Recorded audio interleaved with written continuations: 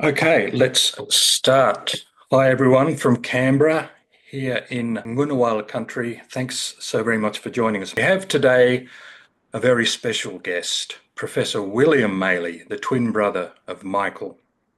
While Michael's a legend in the electoral world, William is a legend in the academic one, known probably to most for his work on and in Afghanistan, but his finger is in many pies. Today, he's going to riff off some themes from his latest book, Australia, the Politics of a Degraded Democracy. In the context of democratic institutions under stress around the world, William's talk will, I believe, deal with the particular structural forces driving political dysfunction here in Australia, not in electoral administration, but mostly within the parties. Professor Maley will talk for about half an hour, during which you might feel like writing questions or comments in the text section here in Zoom. After he's finished, I'll attempt to triage and consolidate those contributions and verbally deliver them to him. And during that last section, attendees should feel free to put up their Zoom hands if they wish to say or ask something in person on the screen that's relevant to the recent or the current discussion. They can also continue to write questions. Will this arrangement work? We'll see. And in case you haven't noticed, we are recording this. So I will now hand over to Bill. Take it away, Professor. Thank you very much, Peter. It's a great pleasure to be able to join you today and to share some reflections which flow in part from the book that I've just published, but also from nearly 50 years of interest in electoral processes and how they contribute to Australian political life. One of the factors that prompted me to write this book is that I'm now retired, an emeritus professor rather than a serving professor. Emeritus simply means superannuated. But it does give one the opportunity to bring together reflections on themes and issues which may have been prominent in public discussion, but remote from the particular areas on which one might have been conducting research whilst employed by a university.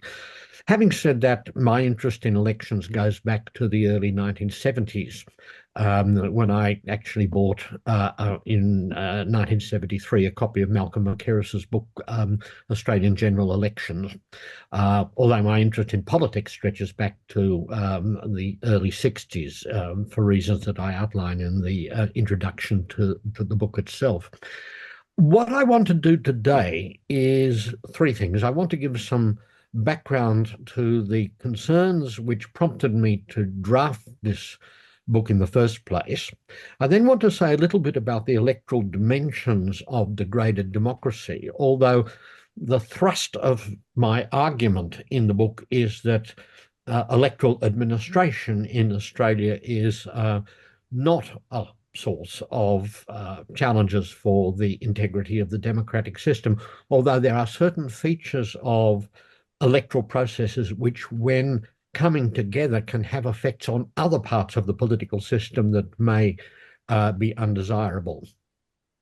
And then I'll conclude with some comments that summarize briefly some of the broader themes within the bulk of the book, which together suggest that we do need to be vigilant about the circumstances that confront Australian democracy at present, even though, as I argue in the book, we're not facing a democratic crisis in Australia in the way that a number of other countries certainly have in recent times.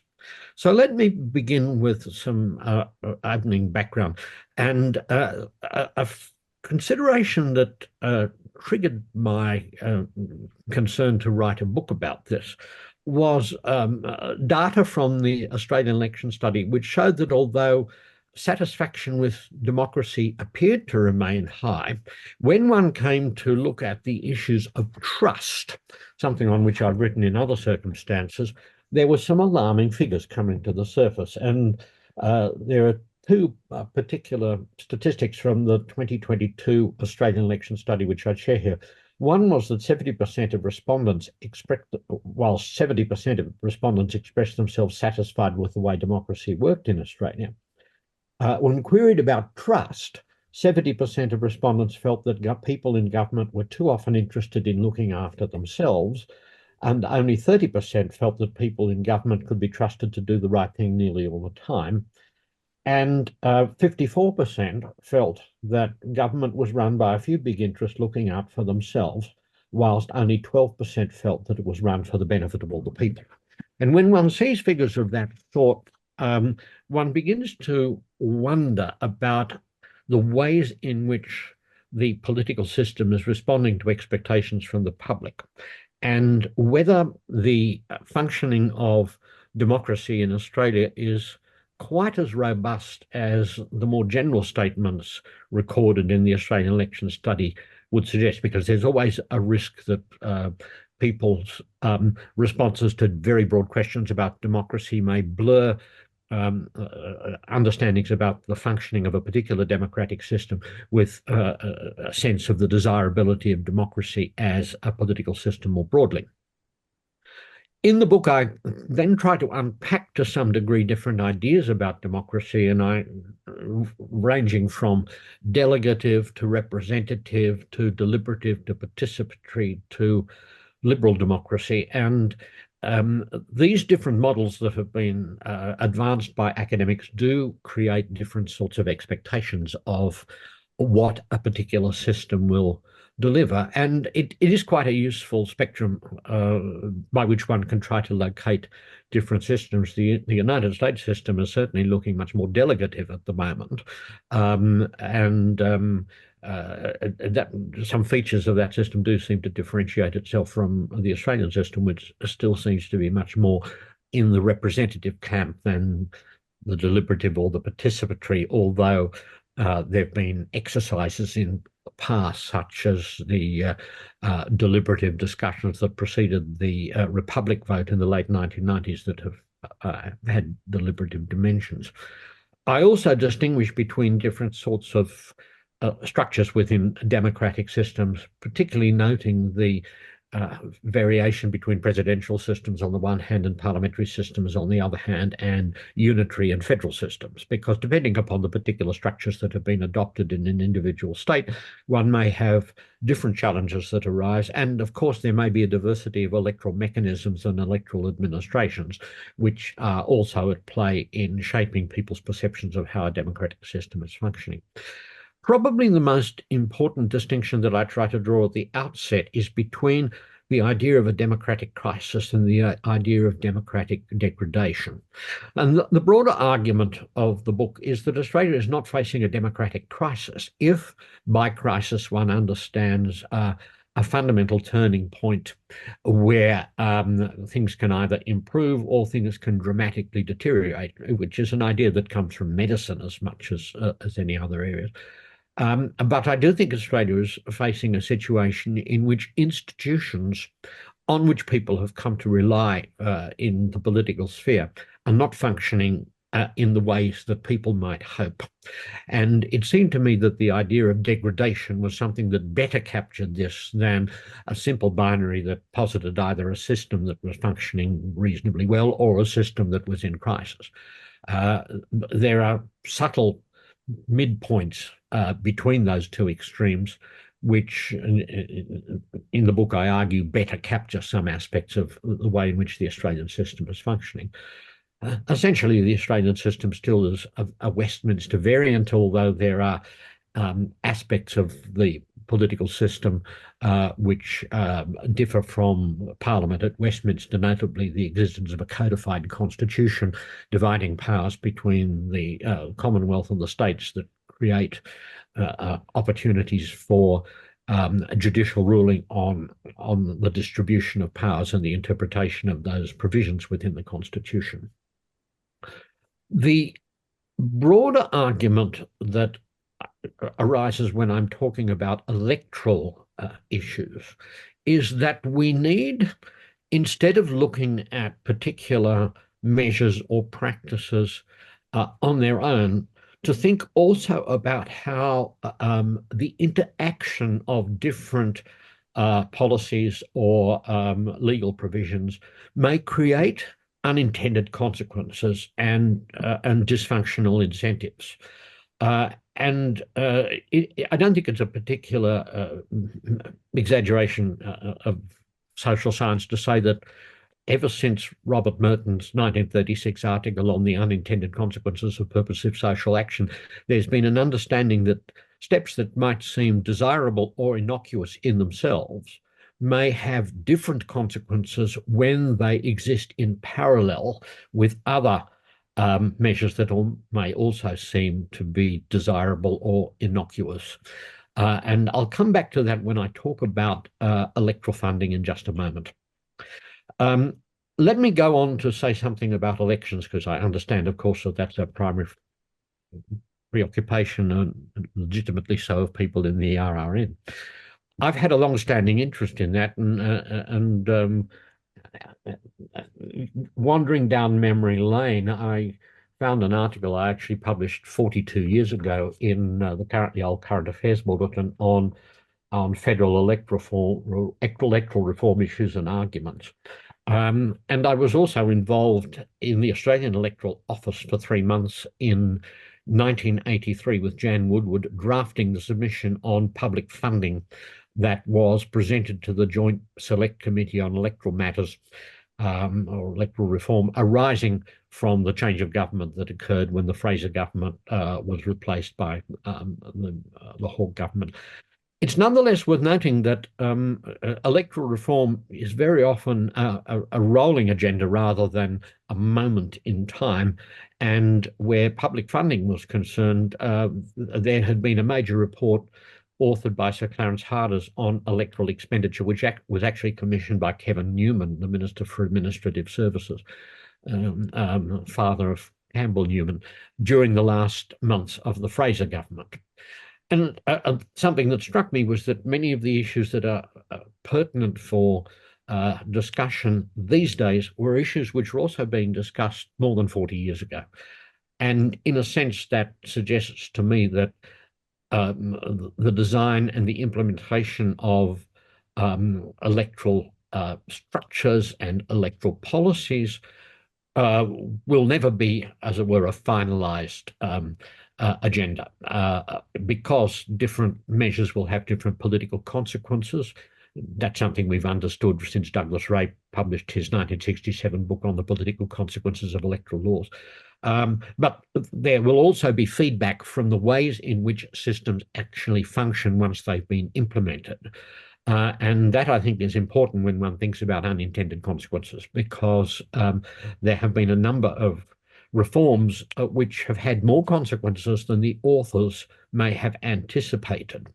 And I just wanted in the abstract to mention 3 areas of electoral reform here that are important in this respect. One relates to the size of the parliament. Of course, there have been 2 really significant expansions in the size of the parliament in 1948 and then in 1984, with the House of Representatives expanding from 75 to 122 and then to 150 for the 2025 election, and with the Senate moving from 36 to 60 and then 64 with the territory senators and then 76 as a result of the expansions. Now, when these expansions occurred, there was a lot of discussion about what the ramifications might be, but there were some ramifications which, from my memory, were not as much canvassed at the time as one might have expected. And this was in part because of the change of electoral system in the Senate in 1948, which brought in for the 49 election and subsequently a proportional representation system.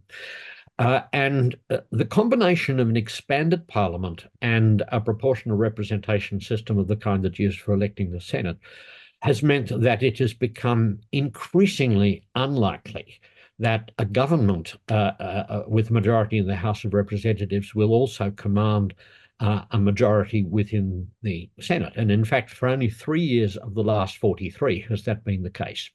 And so when we talk about the possibility of minority government after the 2025 election, it's worth bearing in mind that governments have had to negotiate their way through a legislative chamber in which they don't enjoy an absolute majority for much of the last 4 decades. And that seems unlikely to change. Another area where this has arisen is within the sphere of public funding. And when Jan Woolwood and I drafted the Electoral Office submission to the Joint Select Committee back in 1984, we did so without an enormous amount of optimism about sorry, let me just make sure I can that turn were being the sound made on. about the likely consequences that would flow from Muted at the moment. amendments. Where's the... And the developments since then, I think, have vindicated the sense of skepticism that we felt at the time, that the belief that the consequence of public funding would be to prevent the influence of large sums of grey, if not black money on the political system, were not necessarily going to be vindicated. And I'll come back to that in just a moment. One of the most encouraging aspects of the Australian political system, in a sense running against some of the tendencies that have worried me in recent times, have arisen from the establishment by statute of the Australian Electoral Commission as a transparent and independent body. And if one thinks back to events such as the Royal Commission on the naming of electorates, which led to the exit of Senator Withers from the Fraser ministry, or the risk that redistributions would be disallowed by the Parliament, one begins to sense just what a change in the character of the wider electoral framework has been produced by the establishment of a credible and transparent electoral body such as the AEC. And there, I think it's important to recognise that this is something which is precious, but it is also potentially fragile.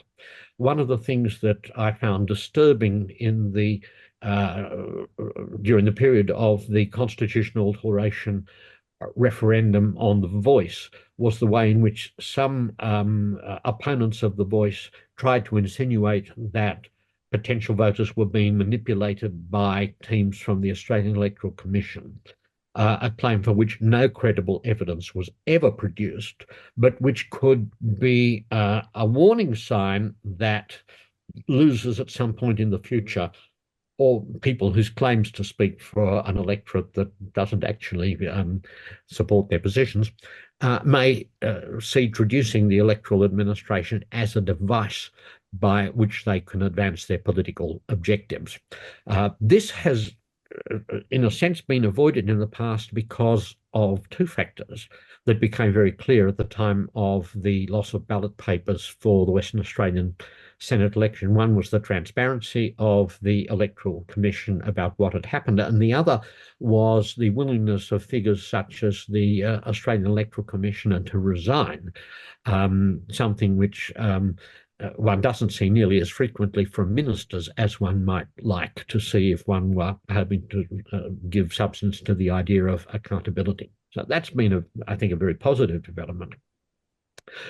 A comment I wanted to make in passing about the expansion of the Parliament is that the increasing power, the lowering of the quota for Senate elections, both in a double dissolution and in a half Senate election, has had the effect of weakening the appeal of a double dissolution under Section 57 as a way of breaking a deadlock between the House of Representatives and the Senate, because with a larger Senate and a lower quota, the likelihood even that a double dissolution will produce an outcome which will allow legislation to be taken to signature by the Governor General has really gone down. And this was the experience that Malcolm Turnbull had when he called a double dissolution. And I suspect that will cast a long shadow in the future. So although it took a long time for double dissolutions to kick off, I think they may be in a dying phase at the moment. But there's no doubt that we're looking at a situation in which minority power is increasingly likely to be exercised through the Senate. And if after the next election there is a minority government in the House of Representatives as well, it will be interesting to see to what extent the experiences of dealing with minor parties and independents in the Senate will then translate happily or congenially into the House of Representatives environment as well. That's, I think, one of the most intriguing things that we're witnessing at the moment. There was one comment I also wanted to make about a change that had an unintended consequence that has not been much discussed, and that was the change in the Constitution that flowed from the referendum that changed the mechanism for filling casual vacancies in the Senate in order to give political parties a role in determining the selection of somebody to replace a deceased or resigned senator. This, of course, was a product of the circumstances that surrounded the appointment of Cleaver Bunton by New South Wales Premier Tom Lewis to the Senate after the resignation of Senator Murphy to go to the High Court, and also the appointment of Albert Patrick Field as a senator by Premier Bjelke Petersen, a renegade Labor figure after the death of Senator Bertie Milliner. The new system has created an environment in which the cost to the political parties of a Senate resignation will be virtually zero.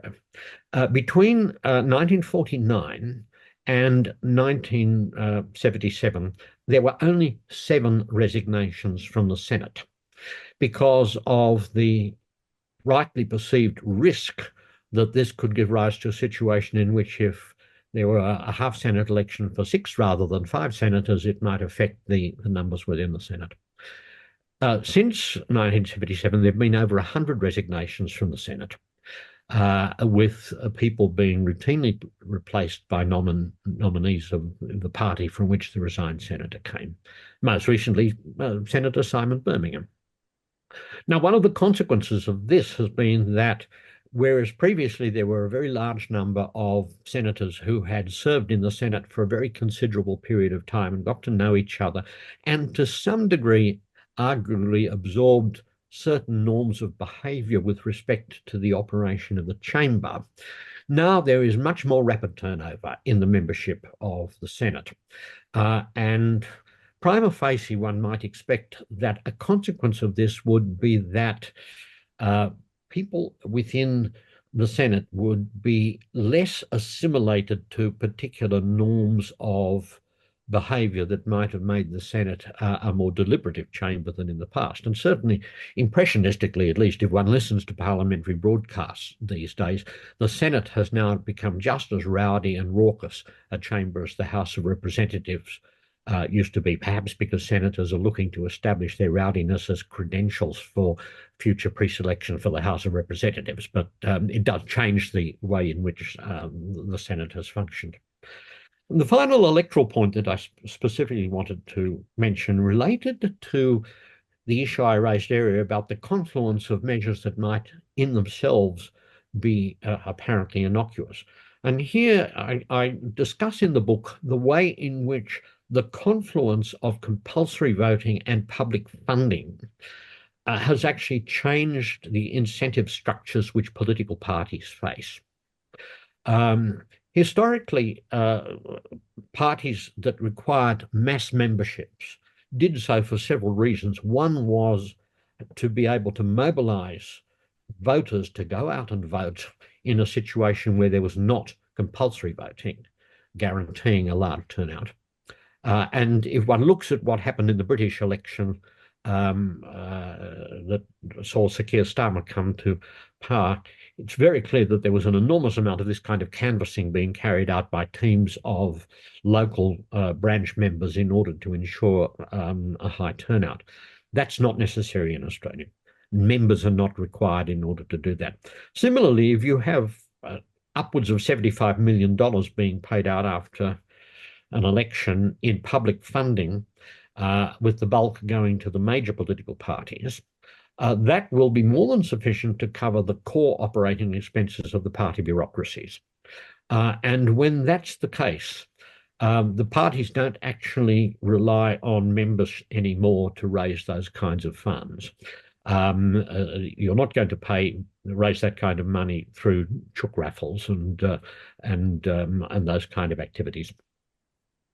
And this, I think, has led to a situation over time where big money is still there because it's required to fund some aspects of electronic campaigning, but it's not coming from the mass membership of parties anymore to an appreciable degree. It's coming from the very sources that back in 1983-84, people were hoping public funding would choke off as significant sources of influence on the way in which parties function.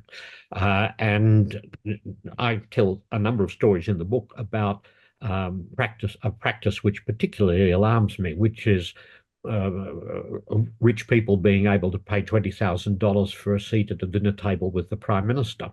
There's an entertaining story there where Mr. Abbott went to Perth for one of these dinners, but a number of the contributors, although they were prepared to put up the money, didn't want to be seen with Mr. Abbott.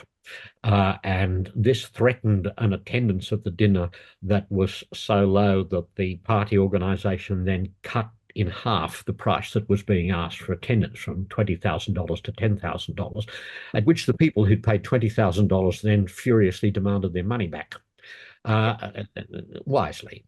But this suggests that public funding as a device for doing away with special access or sinister interest has not necessarily worked especially well. More broadly, if you actually don't need members to raise your operating expenses and you don't need members to get the vote out, you probably don't need members at all.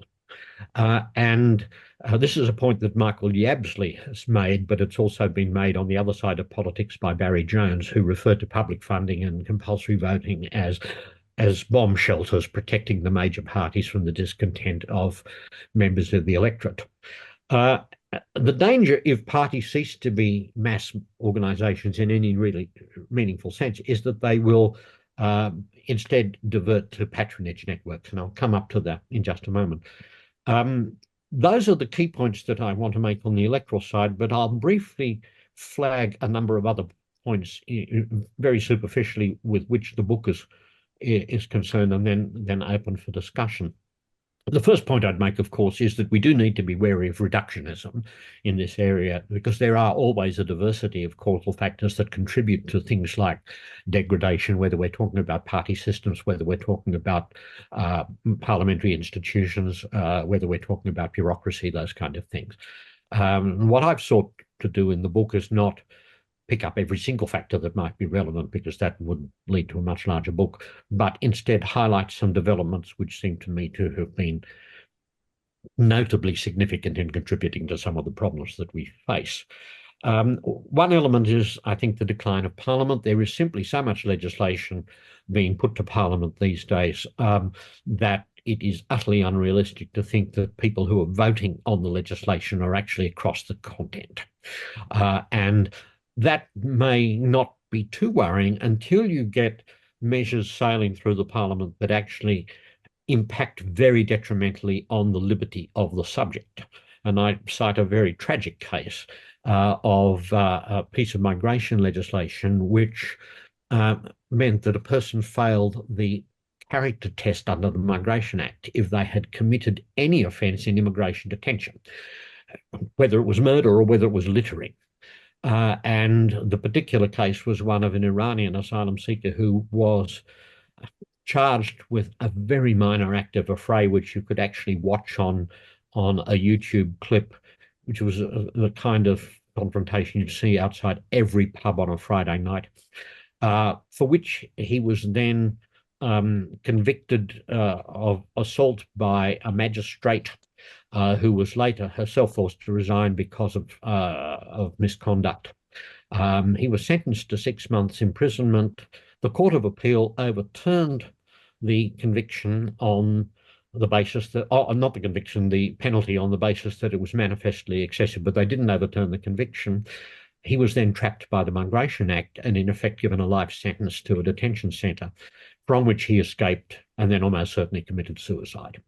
And one of his friends said, he's free now, God gave him a visa. Now, I went back and had a look at the legislative history of the measure, and it went through both houses of Parliament with scarcely a comment being made. The only person who raised concerns about its possible ramifications was Senator Sarah Hanson-Young. No one paid any attention to what she'd said.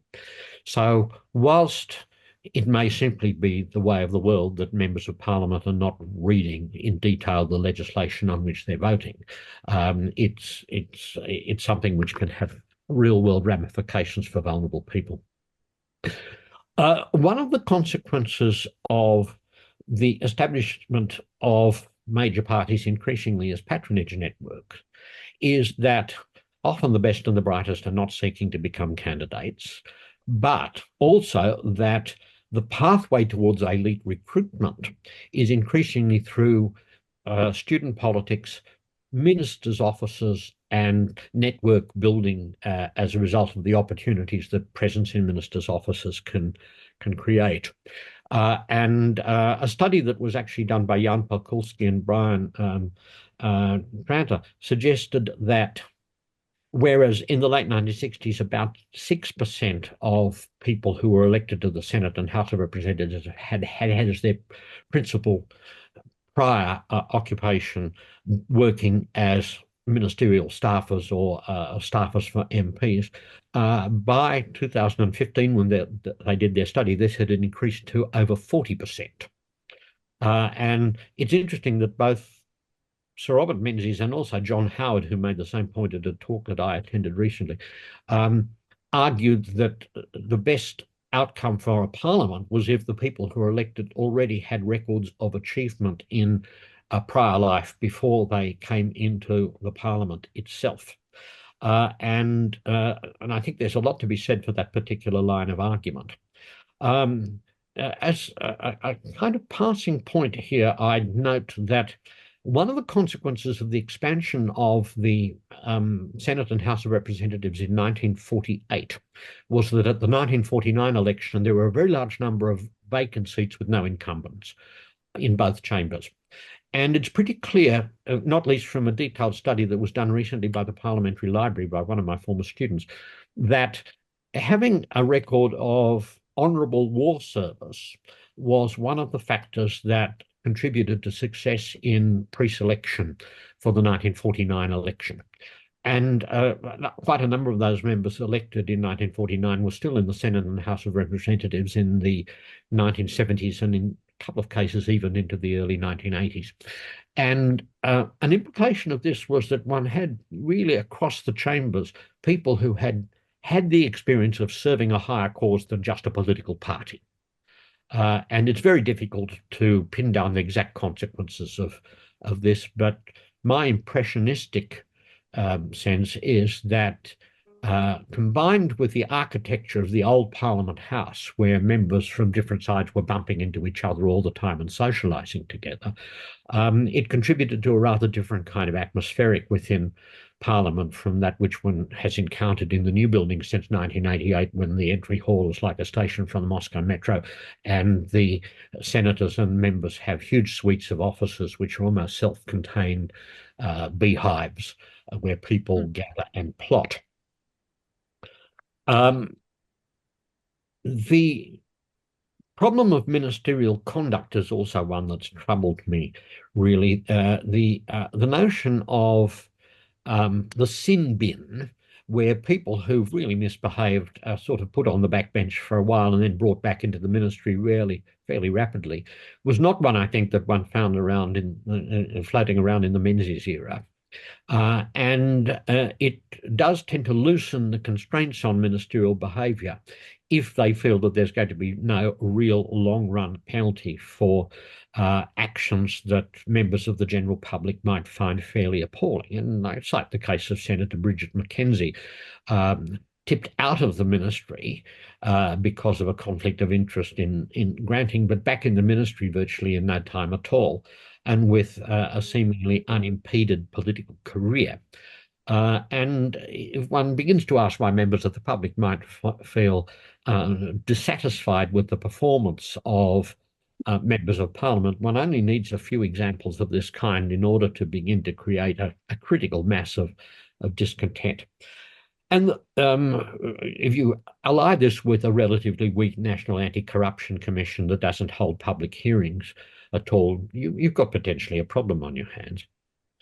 Allied to this has been the really detrimental consequences of the Members of Parliament Staff Act of 1984, which took the bulk of parliamentary staffers out of the remit of the Public Service Act and instead gave members and senators great power over the selection of personal staff, which of course created vulnerabilities on the part of that staff cohort and set the scene for some of the abusive patterns of behaviour that were documented in the Jenkins report after the case of Brittany Higgins and Bruce Lehrmann came to light.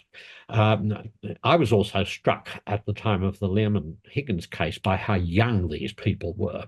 And anyone who sits at the entrance of one of the parliamentary entrances early on the morning of a sitting week will see people who are barely out of their teens walking into Parliament House with passes to be working in members' offices. And this is a very different world from that which existed in the 50s and 60s when there simply wasn't the space for Parliament House to accommodate such brats, to put it gently, and people came out of public service departments to engage with ministers or members who needed assistance of different sorts. So in that sense, and I discuss this in great detail in the book, the Members of Parliament Staff Act, I think, has had a detrimental effect, not least because public servants in ministers' offices are very good at keeping ministers out of trouble in a way that people playing out student politics and using Parliament House as a playpen are probably not going to be capable of doing to a great degree. I also talk about the hollowing out of the public service through managerialism and discuss in some detail the Robodebt Royal Commission report and its lessons, and also the case of Mr. Pizzullo and his removal from the position of Secretary of the Home Affairs Department. And there had been some suggestion with changes in the Public Service Act brought in by John Dawkins in 1984 that this would actually lead to the disappearance of mandarins of the kind that had famously been labelled the seven dwarfs in the 1950s and the 1960s, and the provision of departmental secretaries whose views would be attuned to those of the government of the day. But the Pizzullo case, I think, suggests that empire building can still go on and be pursued very actively by public servants, although the risk of getting caught out can be pretty great these days as well. I also talk in a distinct chapter about problems arising from contempt for the rule of law, and we've seen that through attempts to put privative clauses into the Migration Act to prevent courts from reviewing decisions taken by ministers and public servants to ensure that they accord with the provisions of statute and law.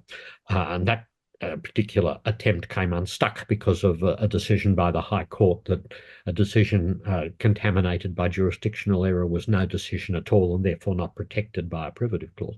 But there have also been problems of secrecy.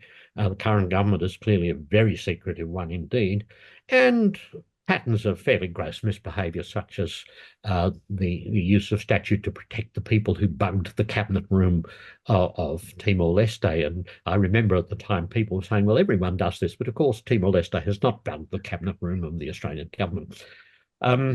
I then have a chapter which looks at media power, particularly social media, disinformation, and the problems of legislating for truth in advertising. And there are all sorts of little legal complexities that can arise if one's trying to create offences that can be prosecuted in this particular area. And I'm happy to talk in more detail about that.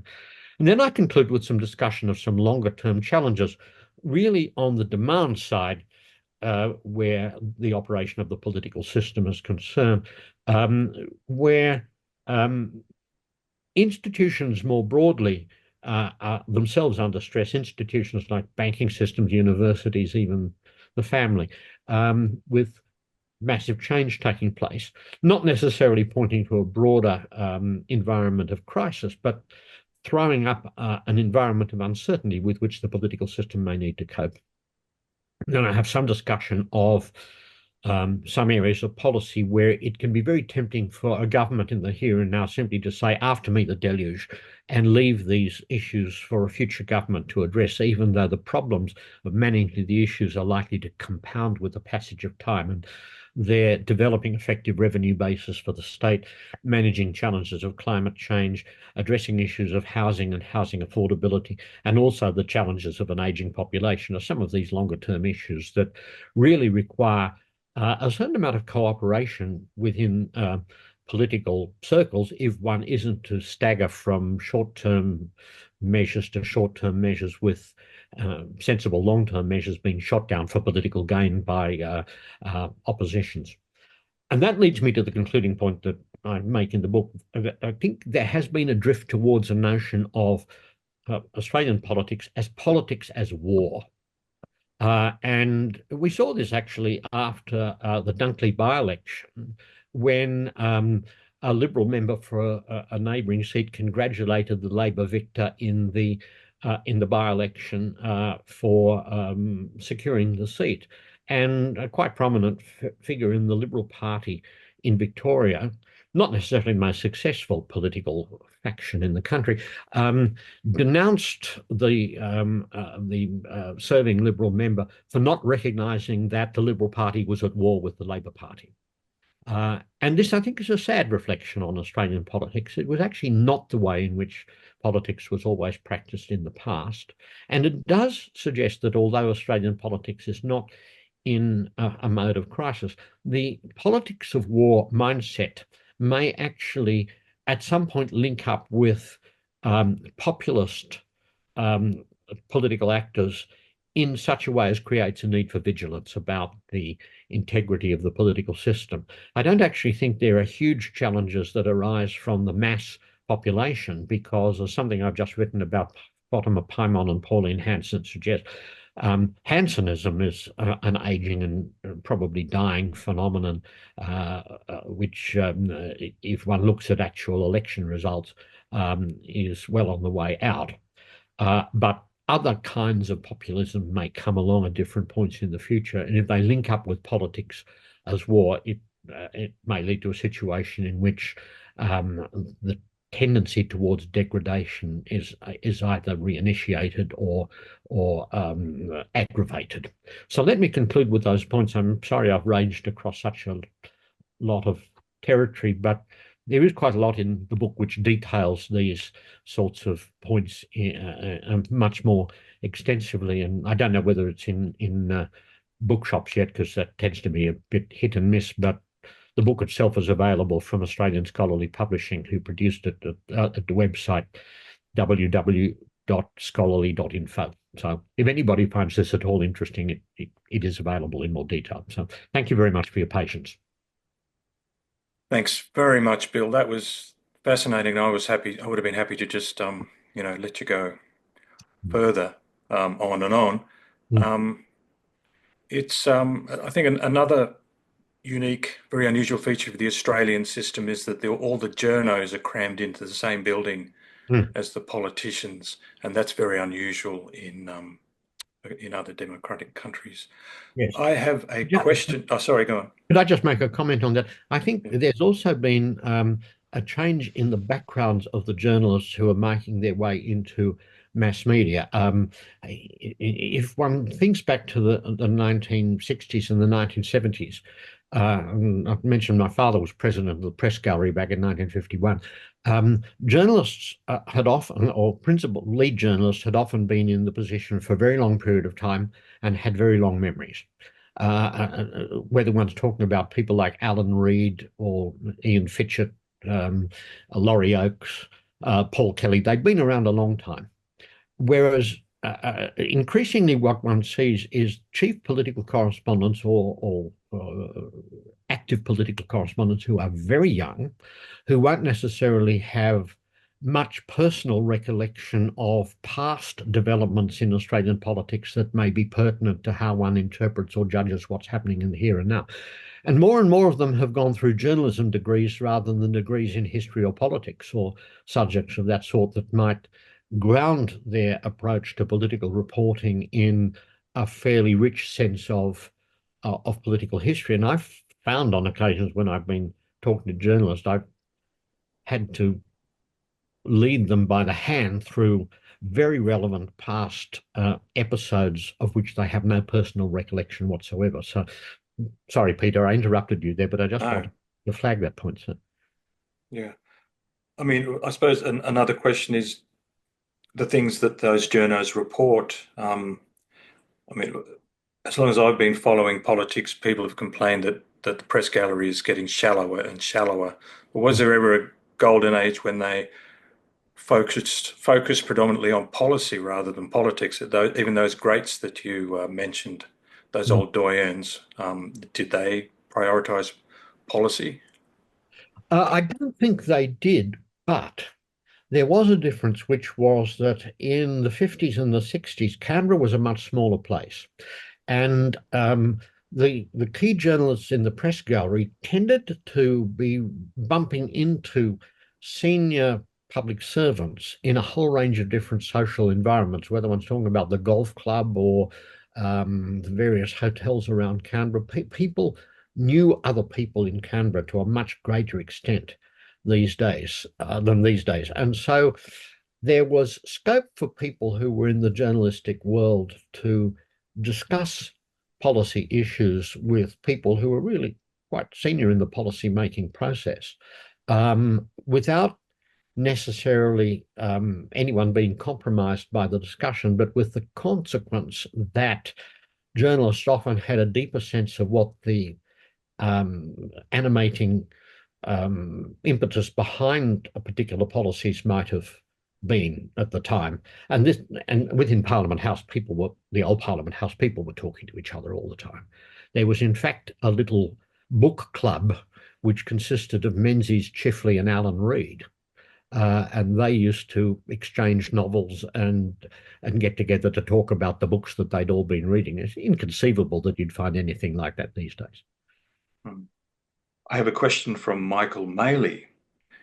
Oh, Bill, you discussed the difficulties governments may face in getting legislation through the modern Senate, but there's also the issue of whether joint sittings are likely now to be of any use. Any comments? Yes, I think not. And I do have some discussion about this, because if one looks at the upshot of the double dissolution that took place under Malcolm Turnbull's prime ministership, it's very clear that the consequence was that had there been a joint sitting, the numbers would not have been there to pass the legislation on the strength of which the double dissolution had been called. And there are several reasons for that. One is that if you have only a narrow victory in the House of Representatives, and there's a large number of independent or Green senators, you may be well behind the eight ball in terms of putting the numbers together in a double dissolution. I think that's another reason why we're less and less likely to see Section 57 dissolutions taking place, because there are several reasons why you could have a double dissolution. One might be to get rid of someone from the Senate, but it's debatable how effective that might be if the effect is to cut the quota for election. You might also want to get legislation through, but if there's a low probability that you'll have the numbers in a double dissolution or be able to stare down a new Senate to get legislation adopted, then there may not be much to be said for the use of Section 57. And if one thinks back to elections where double dissolutions have been held, it's very rarely the case that the proposed legislation that actually became the trigger for the double dissolution is then the issue that dominates during the election campaign itself. 74, 75 elections were not about the legislation that actually provided the legal basis for a double dissolution. Hmm. It's, in the Zoom now. Sorry, Graham? Sorry, I'm just having troubles with Zoom. My computer just crashed. Yes. Do you have a question, Graham, or comment? Well, I sort of a question comment. It relates to the idea, of electoral regulation, including finance and funding, and the idea of hollowing out of parties, which William talked about. Sorry, I noticed the new but stalled bill from Labor about election finance slipped in a very small section to say that none of this largesse, none of this regulation of parties' finances will allow the courts to be asked by members of parties to actually enforce the party rules to ensure that the executives abide by their own rules. And this is something following on from I think a very negative High Court case a couple of years ago that undid 30 years of at least members being able to go to the courts and say in suitable cases, make the party executives abide by their own rules. Yeah. And this, I think, also relates further to an issue that without this new bill, we're still going to have the situation where the Australian Electoral Commission says you can give six-figure sums, as companies and people do, to the parties' business forums, the major parties, and you don't have to declare that. It's somehow you're getting, it's a crazy paradox. You're buying influence and access, but that somehow that makes good consideration in law so that you're not actually donating money, even though very clearly they're making super profits. And I'm thinking, you might want to comment on that, but there's two examples, I think, where you think, well, what's the point of being a member of a party when your pre-selection vote can be overridden so easily, but also where rich business people and mining companies and so on can get direct access to senior party figures, and you probably be lucky ever to meet someone who's not your local member. Exactly. I totally agree with that.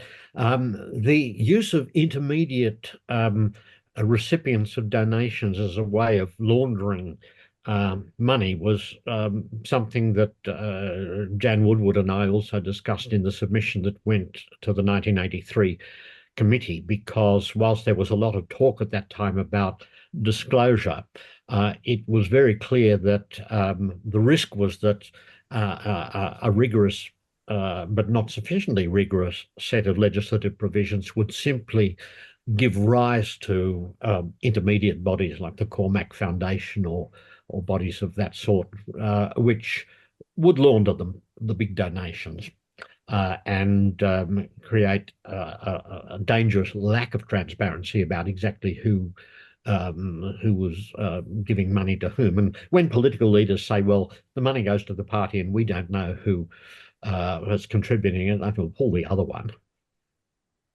You could sell someone the Brooklyn Bridge if they'd lied by that line of argument. Could I just follow up and say, sorry, that there is a problem here, though, in the AEC, because the law says it is a donation to the extent that you're not getting good consideration. And they're not even using their extensive powers to go in and say, look, you're making super profits. This, or if this was just a conference at an academic thing, it would cost X dollars and you're charging $150,000 a year. So the Electoral Commission, I think, has fallen down, unfortunately, on 4 or 5 years now on that very, very blatant loophole, which if not closed, then we can never have donation caps in Australia. No, I'm fully in favour of closing all these kinds of loopholes. So part of the problem is that some of the measures that have been put in place with respect to the AEC in recent years have created an impression of rigorous control, which may not actually be there when one probes a bit more carefully. And some of the Section 44.1 issues highlight that. So, for example, candidates are now if they're born overseas, will be putting in documents to the AEC with the intent of establishing that they are either not dual citizens, or if they are dual citizens, there's been no reasonable mechanism by which they could renounce that citizenship, bringing themselves within the exception that was set out in Canavan and Gallagher. I actually looked in some detail at a case of this some years ago, where a candidate who was a citizen of Afghanistan lodged documents in Persian, including one with an English translation, which purported to state that she had been deprived of her Afghan citizenship. But in fact, it could only be that could only be accomplished by a decree of the president of the country. And the Persian document that she lodged, which went up on the AEC website, only said that she'd been deprived of her identity card, not of her citizenship. She didn't win a seat, so it didn't go forward for litigation. But I can see why the AEC might find itself in a real bind if it were called upon to sort of retranslate all those kind of documents and become familiar with the intricacies of citizenship law in other countries. This whole issue blew up the week before last with Pauline Hanson seeking to impugn the citizenship and eligibility to run for Parliament of Senator Fatima Paimon on entirely spurious grounds. So is the solution, Bill, to wind back the clock 40 years, get rid of public funding, wind it back 100 years, get rid of compulsion, and the parties will be actively getting popular support? I think there is such broad support for compulsory voting that it's probably never going to be a viable proposal to go back to voluntary voting, although some people might float it. But if one were to change the incentive structures that flow from the confluence of public funding and compulsory voting, one might actually be able to keep compulsory voting, but ameliorate some of the consequences that flow from it because of other needs for membership that might arise by virtue of changes in the funding sphere. Personally, my preference would be for a situation which I am confident will never arise, which is where there are really tight limitations on donations and no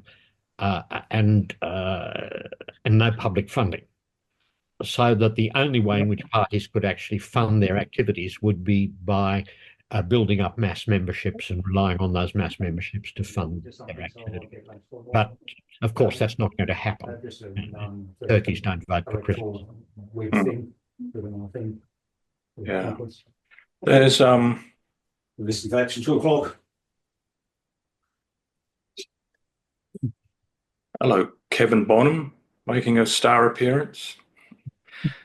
Sorry, unintended. Yeah, I wonder whether, I mean, we now have in a situation where the party's support is so low, and probably over the longer term getting lower, that political parties at Federation, political parties as we know them didn't exist. Then in the next decade they emerged as a very strong two-party system, and now we're back, maybe to a situation similar to the first decade of the last century, and before that in the various colonies. Is all this? It's all in the context of parties, but might we be talking about a system that's sort of about to virtually disappear anyway? Well, one of the most interesting things to me is the extent to which the spectacle of independents winning seats in unprecedentedly large numbers in the 2022 election might change the way in which voters in 2025 think about the feasibility and desirability of voting for independent, because one could see why in the past with the major parties dominating the selection of people to go to the Senate and the House, people might think, well, I really like that particular candidate, but there's no particular point in voting for him or her because it would be a wasted vote. But when you get to the point where you can see quite a number of electorates where the vote hasn't actually been wasted but has contributed to the election of an independent of the Parliament, then that may begin to change the disposition towards supporting independence that in 2022 kept people still with the major parties. I don't know. I think it's a completely open question whether that will happen or not. But I wouldn't be surprised myself if some of the major party candidates got a big surprise in 2025. And that may well have underpinned Paul Fletcher's decision to look for greener pastures. I actually, given that the Australian election study suggested that some of the Teal independent success arose from strategic voting, it may well be that the Labor Party will also be vulnerable here in some of its seats, as we saw in Fowler. If the Liberals are bright enough to realise that running dead and instead handing their preferences to a credible independent may prove to be a device for ejecting a Labor candidate or even a Labor minister. Sure. We are the Australian setup of having single-member electorates in the lower house and PR in the upper house is very unusual in the democratic world. And I think that it's an unsung villain in the last really 15 or so years of when people lament the lack of reform. I think the Senate is a big factor in that. The governments of old had pretty easy Senates, especially they either had majorities or they had the Democrats, a one-stop shop, and the Democrats were self-consciously centrist. But now, if Labor wants to get anything through, they've got to get the Greens plus a couple of others. When the coalition's in government, they've recently needed One Nation and others, and it's just very difficult. It's a very powerful Senate also by international standards. Do you have any comments on that, Bill? I think that's absolutely true. And what it does do is put a premium on the negotiating skills of the leader of the government in the Senate to be able to deal with potentially fractious crossbenchers as a way of securing the passage of legislation through the Parliament. And historically, one didn't necessarily see that as a critical element of the skill set of the leader of the government in the Senate. But now I think it is. And if we talk to people around Canberra, particularly people who are close to the crossbenchers, you will hear people say, for example, that Senator Cormann was much better at doing negotiations with people on the crossbench than Senator Abetz was when he was leader of the government in the Senate. My sense is that Senator Wong and Senator and some of the minor party senators probably have relatively congenial relations, but it's also time consuming. If to get legislation through the Senate, you don't just have to deal with one minor party where you might do a bit of trading across issues, but you need to assemble, in effect, an ad hoc coalition to secure the adoption or the passage of a piece of legislation. Then you run the risk that the concession that you might make to one party may be a red line for some other actor that you need to get on board. And that makes the negotiation of the passage of legislation a more challenging kind of problem than it might have been even in the days when it was essentially either the DLP before the 1974 double dissolution or the Democrats during the period of Don Chipp's ascendancy. I think it is going to be difficult. And it may well be that if there's a minority government in the House of Representatives as well, rather than striking a deal with the Labor Party, the crossbenchers might simply conclude that it's more in their interest to avoid the kind of risk of contamination that Tony Windsor and Oakeshott confronted, and say, well, test your strength on the floor of the Parliament on both supply and individual items of legislation. That'll be a bargaining challenge, but it may actually lead to legislative outcomes that the general public finds more satisfactory. It's a fascinating time to be living. Have a comment from Marion Saw. My objection to the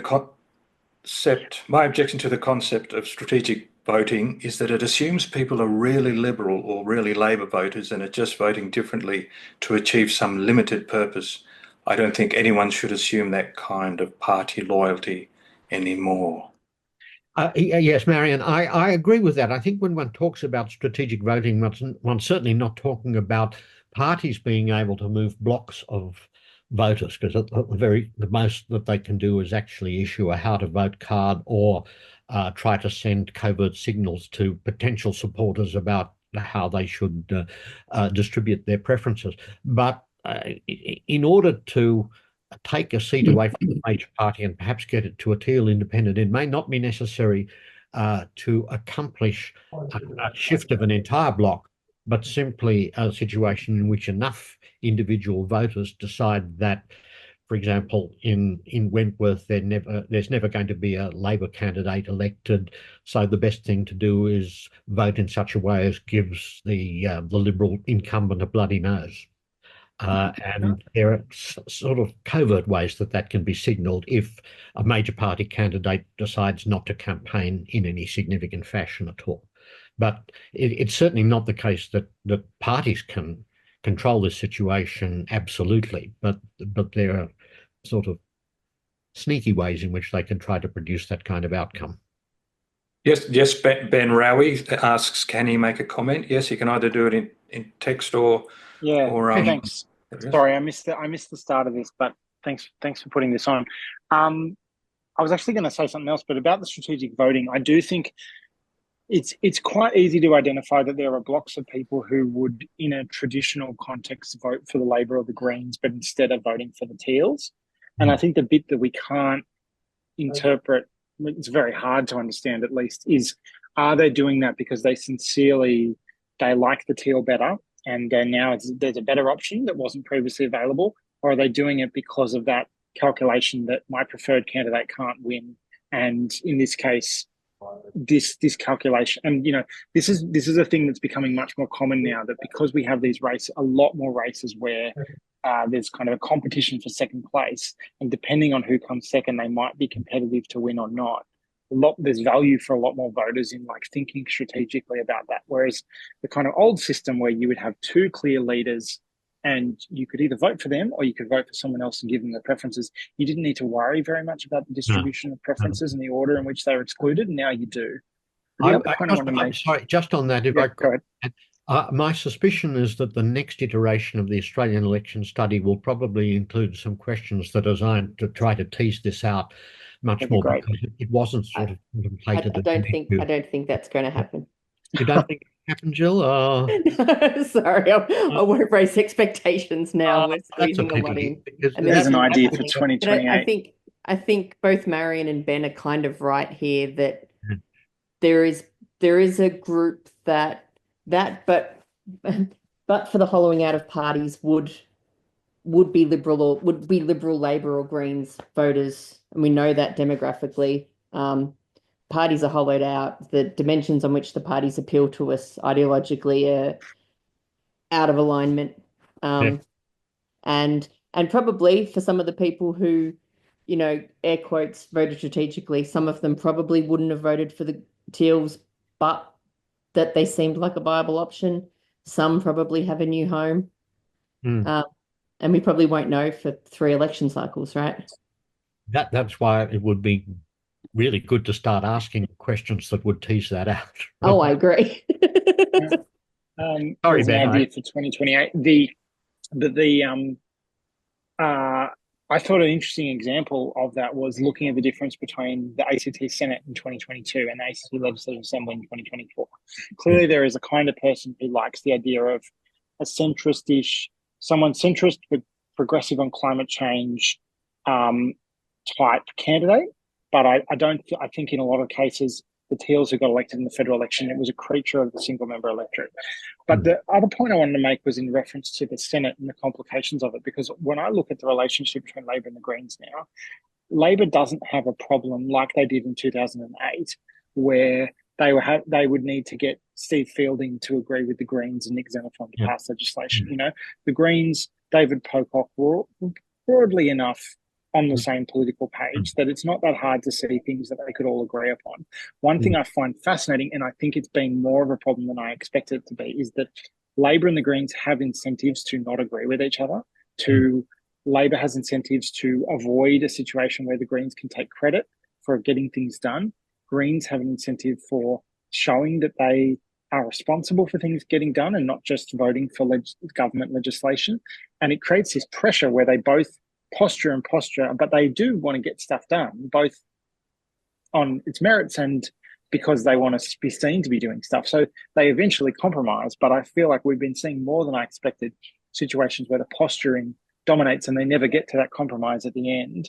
And I think that a lot of that is because the Greens are competitive in the House, and frankly, the Greens can't really make any gains in the Senate. They're pretty much at their limit. That in the House, there is that incentive for them to be in conflict. And I mean, it would be interesting if they were in a governing relationship, because I think the incentives would then change. But as long as they're in the kind of relationship they're in now, I think, you know, even when you get progressive majorities in the Senate, Labor and the Greens have this, you know, and Albanese, I think Albanese is an extreme case of this, because I think Albanese personally has big problems with the Greens that probably are more significant than they are for his colleagues. But, you know, he very much is aware of the fact that he doesn't want the Greens to be able to say, see, we can get stuff done too. Yeah. Well, it's in a way, I think it's a classic example of product differentiation, really. And it may be the case that the decision of the Greens in the ACT not to continue in coalition with the Labor Party, even though it took them out of ministerial office, may reflect a sense that the election of Thomas Emerson from the electorate in which I vote, incidentally, in the ACT, suggests that they're at risk if they become part of a governing team of being seen as lacking a distinctive identity, which provides a basis for them then to solicit votes from the general public. In terms of I think you're right about the dynamic within the Senate and with Albanese, and this is one of the cases, I think, where you can argue that it's a case of cutting off one's nose to spite one's face. If you, for example, look at the National Anti-Corruption Commission, the numbers would have been there for a really tough anti-corruption commission, and the numbers probably would not have been there in the foreseeable future for any coalition government to try to rescind the attributes that made for a tough anti-corruption commission. Now, the one explanation may be that Labor feared a tough anti-corruption commission just as much as the Liberals would. But another would be that they got hooked on the notion of not appearing to give in to the Greens, and together with a rather naive notion that you create durable institutions by letting the opposition water down what it is that you initially proposed. But I think it's been detrimental from the government's point of view, in that the weaknesses of the National Anti-Corruption Commission are very obviously on display as a result of the rejection of the robo-debt referral from the Royal Commissioner, and together with the problems that have afflicted the chosen commissioner since then. And when that's the case, you begin to wonder whether bipartisanship with the major opposition party has anything really going for it, if it's at the expense of some characteristics of legislation that would make that legislation appealing to the public and therefore a source of support at some point in the future. I just want to throw in a caveat that Labor and the Greens do disagree on a lot of things as well. So it's not just a dance about two progressive parties. And I think a big example of that was a long time ago, but the Malaysia solution. They have very different attitudes to that sort of thing. Michael wanted to speak. I'm not sure. Can you hear me? Yep. Yeah. Well, I think one point that's worth picking up on in the change that we've seen is simply the decline in the number of safe seats and in the House of Representatives, and reflecting now on the fact that there's even speculation that Bradfield could come under threat.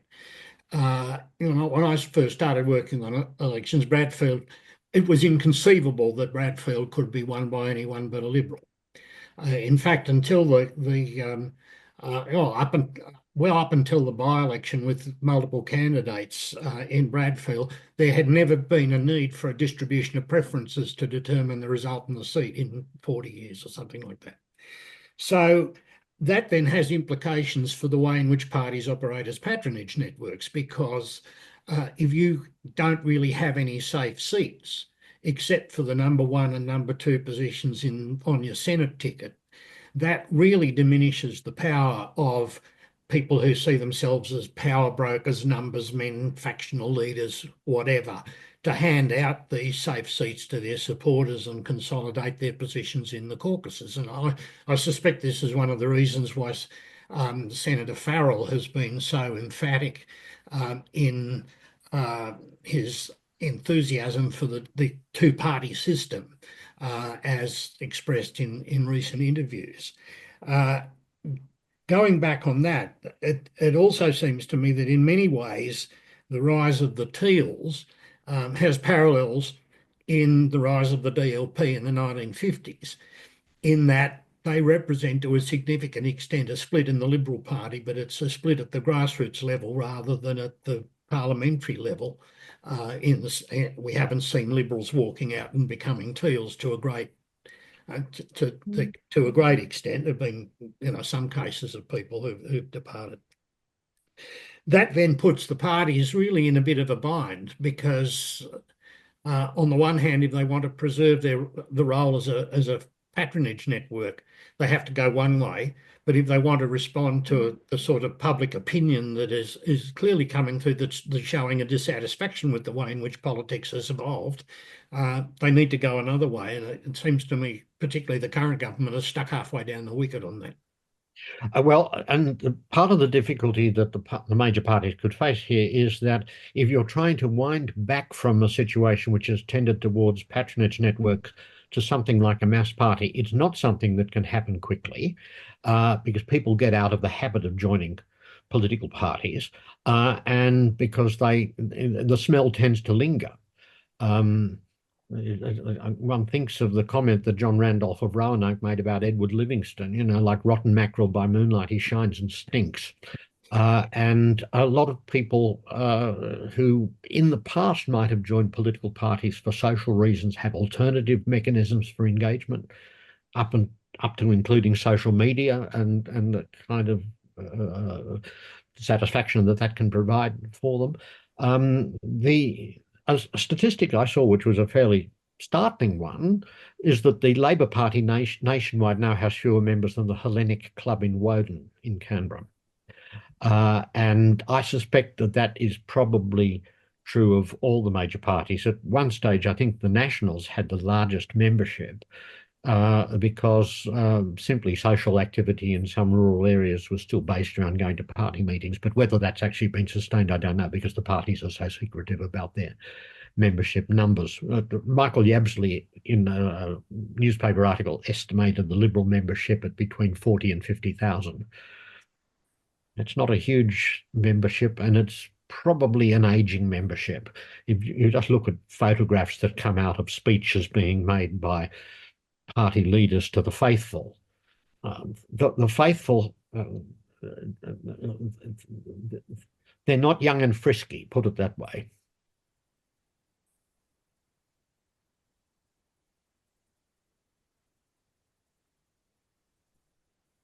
Well, any more questions or comments? Peter, it's Graham. I'm just struggling with the Zoom app. Once it's in safe driving mode, you're really We trapped. can hear you. If you can hear me, yes? Yes, we can hear you. Right. So I just wondered, could we broaden this a bit? Because I know, Michael, you're an internationalist, comparativist, and others in the room know a lot more about overseas comparable democracies, but there is still something quite sticky about the Australian party system. And I've often wondered, to what extent is it because of certain structural things we have, like compulsory voting, public funding per dollar vote, majoritarian lower houses, and so on, which, obviously UK has, and that's propping up the Tories and Labor. And we don't have primaries, so you can't do a Trump and turn the Liberal Party into a populist nationalist party so easily. But also wonder, is it because also Australia is a lucky country and that fits compulsory voting, and people genuinely are, as you said, not unhappy with democracy, even if they're unhappy with parties. And, we're an island nation with significant primary and tertiary resources, and that's more of an explanation for the relative stability compared to, France and many other countries where party realignment has happened relatively strongly, if not quickly. I think it also has something to do with the prevalence of preferential voting in the House of Representatives. If one looks at a country like Israel, where the political system has been extraordinarily fluid, the very strict proportional system that's used to elect the Knesset is probably one of the reasons of that. Someone can break away as a disgruntled leader from a political party, and as long as they get over a threshold, they'll still have a political career, because all governments there are being assembled from fragments of different parties in a highly fragmented political space. That also suggests that simply the historical experience of having the coalition and the Labor Party emburdens the efforts of other people to break in the system. And I remember Frank McManus, the DLP senator, who had been the state secretary of the Labor Party in Victoria before the split, saying once that a minor party had to get up or get out. And that, I think, for a very long time was the impression that people had about the operation of the party system. Whether that will actually survive if there's a House of Representatives election that actually produces a minority government without a coalition agreement between the government and the crossbench, I think is an open question, really. Certainly the data on party identification suggests that fewer and fewer young people are identifying with political parties in the way that the older generation did. In fact, some of the data from the 2022 Australian election study are quite startling in that respect. And that, I think, is something that keeps party bosses awake at night. On that, I think people talk about the end of ideology, and David Kemp back in the 1970s was writing about the decline of class-based voting in Australia and a shift towards voting based on values, and we've seen that since with the rise of parties that don't fit neatly into that old sort of left-right divide. My sense, for what it's worth, is there are also structural factors in that it's getting harder and harder to register parties, just in terms of the number of members that you have to come up with. If you're not a parliamentary party, that's gone up over the years. And the fact that you may be able to get a political profile at the federal level doesn't necessarily mean you can replicate it at the state level, or vice versa, because the issues are not going to be the same. And some of those factors may also make it harder. And certainly, if you compare it with countries which have nationwide list proportional representation with a fairly low threshold, like East Timor, you're much more likely to get parties based around particular individuals or particular ethnic groups or something like that. A lot depends on what are the cleavages within the society as to whether there's something that someone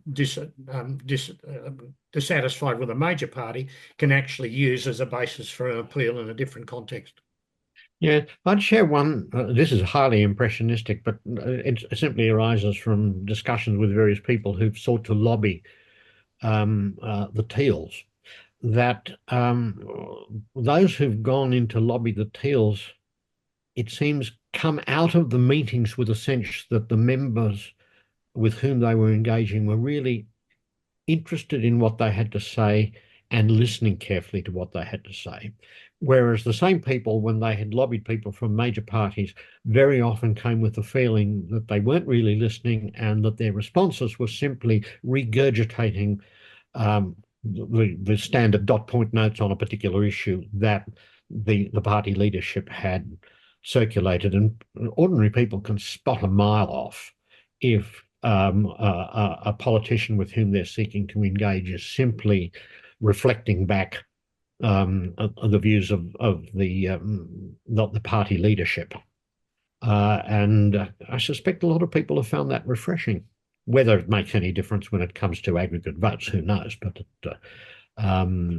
it's one reason why people might be attracted to the idea of independent ones. Already hearing that kind of thing about David Pocock in the Senate from the ACT and also Thomas Emerson in the ACT Assembly. Bill, I just wanted to agree with, your comment about disenchantment with the major parties, but it's extraordinary the degree to which our electoral systems do prop up the position of the major parties. I mean, if you can win 33% of the vote and get, over 50% of the seats, you're significantly advantaged. Yeah, yes, absolutely. So it's that's why I think what we're looking at are trends rather than things that are going to happen instantly and dramatically. There's